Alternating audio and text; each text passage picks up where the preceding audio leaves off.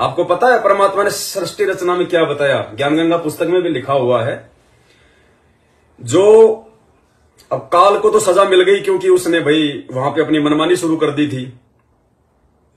अक्सर पुरुष को परमात्मा ने सतलोक से बाहर क्यों निकाला? इसलिए नहीं निकाला कि भाई वो काल के पीछे आसक्त हो गया था, काल के जाने के बाद में वो उसके मतलब जो है गम में डूब गया कि वो तो मौज कर रहा होगा, है? नहीं, गुरुजी कहते हैं जिसको सृष्टि रचना समझ में आ गई, जिसने ध्यान से सुन ली, वो मार नहीं खाएगा। वो तो परमात्मा ने अक्सर पुरुष को सतलोक से बाहर निकालने का बहाना बनाया था। उसके अंदर परमात्मा ने प्रेरणा करी थी काल के पीछे आसक्त होने की। असल वजह क्या है जिसके लिए परमात्मा ने उसको सतलोक से बाहर निकाला? असल वजह परमात्मा ने बताई कि जब अचिंत ने अक्सर पुरुष की सृष्टि की, अपने वचन से उसको पैदा किया, और किस लिए पैदा किया था? सृष्टि रचना में सहयोग करने के लिए। लेकिन वो मानसरोवर में जाके सो गया और कई युग बीत गए, गहरी नींद आ गई, उसको आनंद आया। फिर परमात्मा ने अंडा बनाया, उसके अंदर वो काल जो है वो प्रवेश किया, एक आत्मा।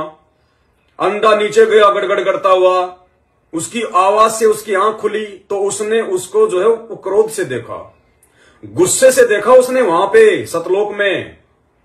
तो परमात्मा ने दो कारण बताए अक्सर पुरुष को सतलोक से बाहर निकालने के। देखो, जब भी दास हकीकत बोलता है ना, ये गुब्बारे छूटने लग जाते हैं।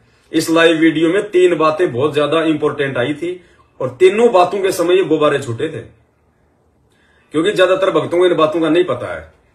तो वो 2 कारण क्या थे? सबसे पहला कारण तो परमात्मा ने बताया कि अक्सर पुरुष ने अपने काम में गफलत करी, यानी उसने ढिलाई बरती। उसने उस हिसाब से काम नहीं किया जिस हिसाब से उसको जो अमल की पैदा किया गया था, उसको बनाया था। यानी सबसे पहला कारण, अक्सर पुरुष ने सतलोक में अपने कार्य में गफलत की। और दूसरा, उसने उस अंडे को क्रोध से देखा, यानी उसने गुस्सा किया। सतलोक में उसने गुस्सा किया, सतलोक में गुस्सा नहीं होता। उसने गुस्सा किया, उसने वो क्रोध किया।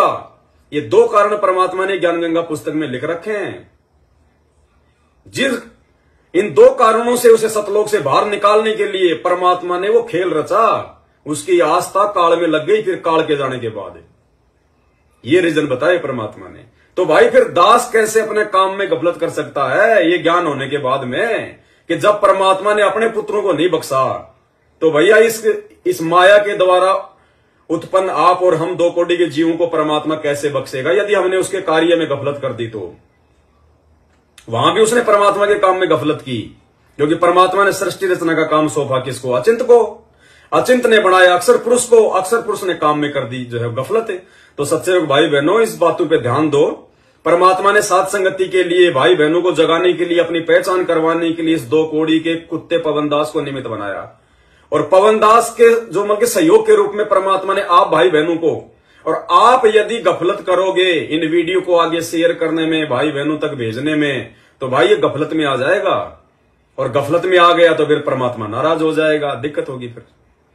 तो भाई दास, तो आप देख रहे हो भैया, कौन भेजता है कौन नहीं भेजता, कौन गाली निकाल रहा है, कौन क्या बोल रहा है, कौन लठ मार रहा है, कौन मुकदमा कर रहा है, आप सब देख रहे हो। दास ने तो लाइव आना नहीं छोड़ा, भाई बहनों को समझाना नहीं छोड़ा, क्योंकि मालिक का आदेश है।